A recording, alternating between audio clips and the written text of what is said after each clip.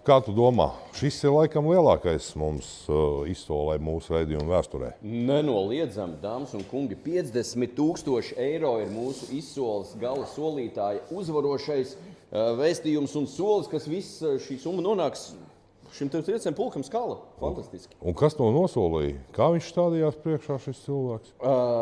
Izrādās, ka trumpisti var būt arī labi cilvēki un Ukrainu atbalstoši cilvēki. Tas galvenais.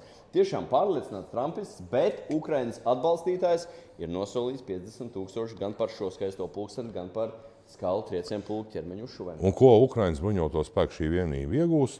Noteikti tos pašus dundurus, kas tik nepieciešami, lai apturētu šos atbrīvotājus un lai viņi būtu mazāk un nestāvētu tik drīz pie Daugavas. Tas ir svarīgākais. Jā. Kopā līdz